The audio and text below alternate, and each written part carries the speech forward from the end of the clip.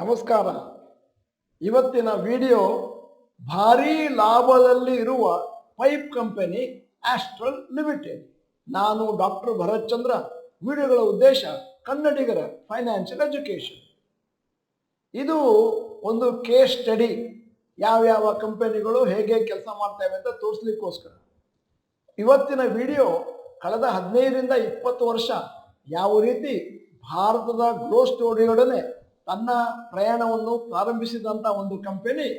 ಈ ವಿಡಿಯೋಗಳನ್ನು ಮಾಡ್ತಿರೋ ಉದ್ದೇಶ ಏನು ಅಂತಂದರೆ, ನಿಮಗೆಲ್ಲರಿಗೂ ಫಂಡಮೆಂಟಲ್ ಅನಾಲಿಸಿಸ್ ಮಾಡಲಿಕ್ಕೆ ಒಂದಷ್ಟು ಅರಿವು ಇರಲಿ, ಮತ್ತು ಮುಂದಿನ ದಿನಗಳಲ್ಲಿ ಒಂದಷ್ಟು ಒಳ್ಳೆ ಕಂಪನಿಗಳನ್ನು ಪರಿಚಯ ಮಾಡಿಕೊಡುವಂಥದ್ದು. ಇವತ್ತಿನ ಕಂಪನಿ ಆಸ್ಟ್ರಲ್ ಲಿಮಿಟೆಡ್ ಪ್ರಯಾಣ ಹೀಗಿತ್ತು. 1996ರಲ್ಲಿ ಆಸ್ಟ್ರಲ್ ಪಾಲಿಟೆಕ್ನಿಕ್ ಲಿಮಿಟೆಡ್ ಅಂತ ಕಂಪನಿ ಸ್ಟಾರ್ಟ್ ಆಯಿತು. ಸ್ಟಾರ್ಟ್ ಮಾಡಿದ್ದು ಸಂದೀಪ್ ಇಂಜಿನಿಯರ್. ಆಮೇಲೆ ಆಸ್ಟ್ರಲ್ ಪೈಪ್ಸ್ ಆಯಿತು. ಅದಾದಮೇಲೆ ಆಸ್ಟ್ರಲ್ ಲಿಮಿಟೆಡ್ ಆಯಿತು. ಮೊದಲಿಗೆ ಕಂಪನಿಯವರು ಇಂಡಸ್ಟ್ರಿಯಲ್ CPVC ಪೈಪ್ಸ್ನ ಮಾಡ್ತಾ ಇದ್ರು, ಲೈಸೆನ್ಸಿಂಗ್ ಟೆಕ್ನಾಲಜಿ ಫ್ರಮ್ USA. ಆಮೇಲೆ ಕೆಲವು ವರ್ಷಗಳ ಮೇಲೆ ಅದನ್ನು ಶಿಫ್ಟ್ ಮಾಡಿ plumbing sector, where CPVC pipes became more popular then galvanised iron pipes. ಆಮೇಲೆ ಡೈವರ್ಸಿಫೈ ಮಾಡಿದ್ರು fire sprinkler system, underground pipes, waste and rain water pipes ಇತ್ಯಾದಿ. ಈಗ ಸದ್ಯಕ್ಕೆ ಬಹಳಷ್ಟು ಡೈವರ್ಸಿಫೈ ಮಾಡಿದ್ದಾರೆ into huge list of products such as water tanks, adhesives, bathware, paints. ಮತ್ತೆ ಸದ್ಯಕ್ಕೆ ಅದು ಕೇವಲ ಪೈಪ್ ಮ್ಯಾನುಫ್ಯಾಕ್ಚರಿಂಗ್ ಕಂಪನಿಯಾಗಿ ಉಳಿದಿಲ್ಲ. ಓವರ್ ದ ಇಯರ್ಸ್ ಅವರ ಸೈಜು ದೊಡ್ಡದಾಗಿದೆ. ಮತ್ತೆ ಅವರ ಬ್ರ್ಯಾಂಡು ಅಂಬಾಸಿಡರ್ಸ್ ಸಲ್ಮಾನ್ ಖಾನ್, ರಣವೀರ್ ಸಿಂಗ್ ಇತ್ಯಾದಿ. ಅವರ ಟಿವಿ ಅಡ್ವರ್ಟೈಸ್ಮೆಂಟ್ ಇಂದಾಗಿ ಮತ್ತು ಬ್ರ್ಯಾಂಡ್ ಅಂಬಾಸಿಡರ್ದಾಗಿ ಅವರ ಒಂದಷ್ಟು ಟರ್ನ್ ಓವರ್ ಮೇಲಕ್ಕೆ ಹೋಗಲಿ ಶುರುವಾಯಿತು. ಮತ್ತೆ they also sponsored various sporting events which makes the brand popular among people. Astral limited journey continue ಮಾಡ್ತಾ ಇದ್ದಾನೆ. ಇದರ ಪ್ರಾಡಕ್ಟ್ಸು 30 ದೇಶದಲ್ಲಿ ಸೇಲ್ ಆಗುತ್ತೆ. ಮ್ಯಾನುಫ್ಯಾಕ್ಚರಿಂಗ್ ಪ್ಲಾಂಟ್ಸ್ ಇದೆ ಮಲ್ಟಿಪಲ್ ಕಂಟ್ರೀಸ್ ಅಲ್ಲಿ. More than 2500 distributors, more than 1.8 lakh dealers of his products. ಈಗ ನಿಮ್ಮ ಮುಂದೆ ಆಸ್ಟ್ರಲ್ ಪೈಪ್ಸ್ ಅವರ ಪ್ರಾಡಕ್ಟ್ಗಳ ಚಿತ್ರವನ್ನು ಇಟ್ಟಿದ್ದೇನೆ. ಆಸ್ಟ್ರಲ್ ಲಿಮಿಟೆಡ್ IPOದಲ್ಲಿ ಹೇಗೆ ಬಂತು? ಲಾಂಚ್ ಆಗಿದ್ದು ಫೆಬ್ರವರಿ 2007, ಲಿಸ್ಟ್ ಆಗಿದ್ದು ಮಾರ್ಚ್ 2007.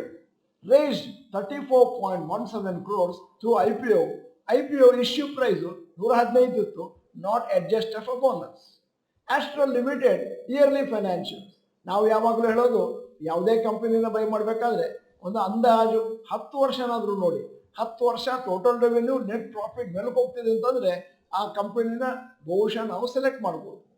ಮಾರ್ಚ್ 2014ರಲ್ಲಿ ಟೋಟಲ್ ರೆವೆನ್ಯೂ 1057 ಕೋಟಿ, ನೆಟ್ ಪ್ರಾಫಿಟ್ 79 ಕೋಟಿ. 2015ರಲ್ಲಿ 1410 ವರ್ಸಸ್ 78 ಕೋಟಿ. ಮಾರ್ಚ್ 2016ರಲ್ಲಿ 1678 ವರ್ಸಸ್ 102 ಕೋಟಿ. 17ರಲ್ಲಿ 1895 ವರ್ಸಸ್ 145 ಕೋಟಿ. ಮಾರ್ಚ್ 2018ರಲ್ಲಿ 2073 ವರ್ಸಸ್ 176 ಕೋಟಿ. 19ರಲ್ಲಿ 2507 ಕೋಟಿ versus 197 crore net profit. March 2020ರಲ್ಲಿ total revenue 2578 crore versus net profit 250 crore. 2021ರಲ್ಲಿ 3176 ವರ್ಸಸ್ 408. March 2022 4394 versus 490. ಮತ್ತು ಮಾರ್ಚ್ 2023ರಲ್ಲಿ ಟೋಟಲ್ ರೆವೆನ್ಯೂ 5158 ಕೋಟಿ, ನೆಟ್ ಪ್ರಾಫಿಟ್ 472 ಕೋಟಿ. ನೋಡಿದ್ರೆ ಒಂದು ಥರ ಕಂಟಿನ್ಯೂಸ್ ಆಗಿ ಮೇಲಕ್ಕೆ ಹೋಗ್ತಾ ಇದ್ದಂಗಿದೆ. ಅಂದರೆ ಟೋಟಲ್ ರೆವೆನ್ಯೂ, ನೆಟ್ ಪ್ರಾಫಿಟ್ ಎರಡೂ ಮೇಲಕ್ಕೆ ಹೋಯಿತು ಅಂತಂದರೆ, ಮತ್ತು ಕಂಟಿನ್ಯೂಸ್ ಆಗಿ ಮೇಲಕ್ಕೆ ಹೋಯಿತು ಅಂತಂದರೆ ಒಂದು ಒಳ್ಳೆಯ ಕಂಪನಿಯ ಚಿತ್ರ.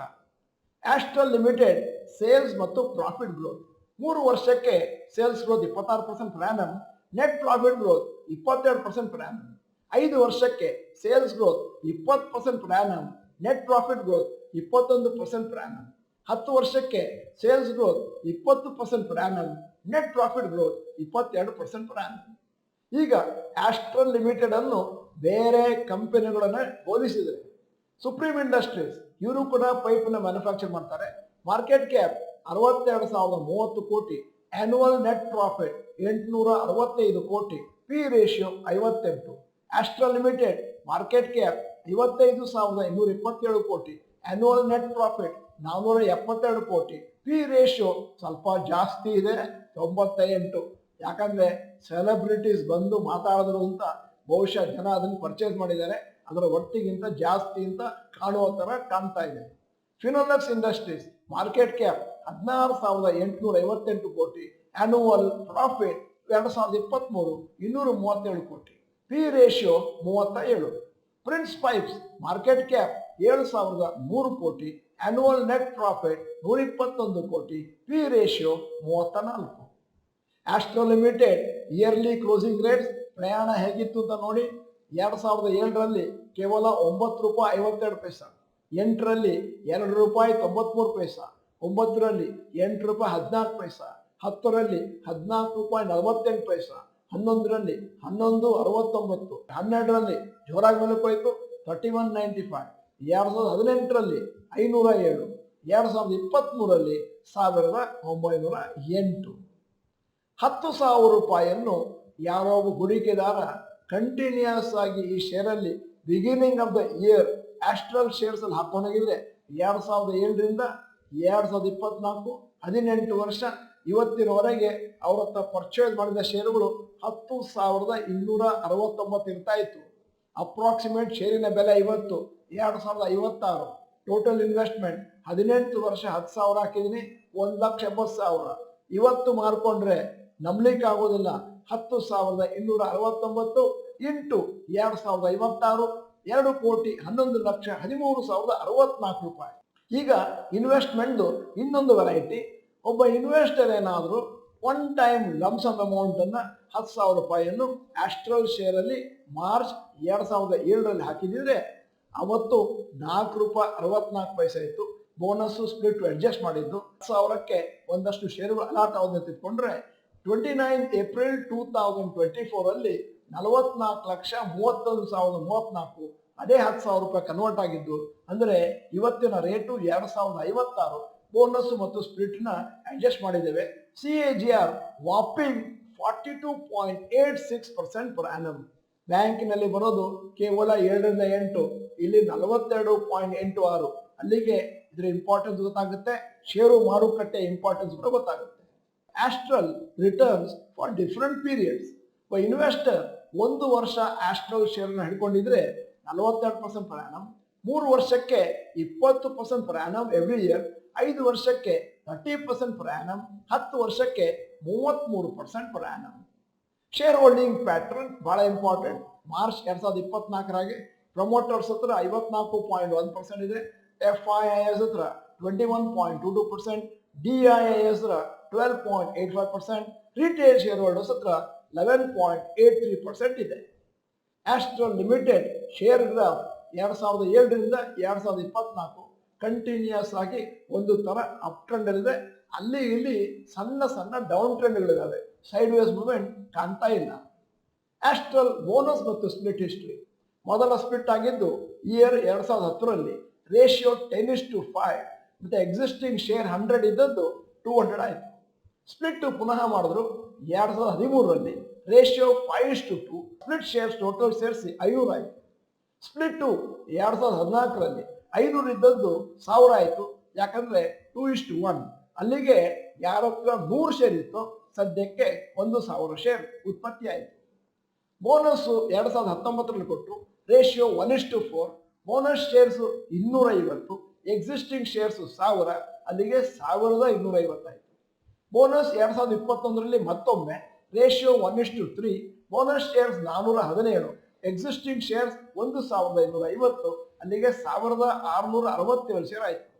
ಬೋನಸ್ 2023ರಲ್ಲಿ 1:3 ಕೊಟ್ಟರು, bonus shares 556, existing shares 1,667, total 2,223 ಆಯಿತು.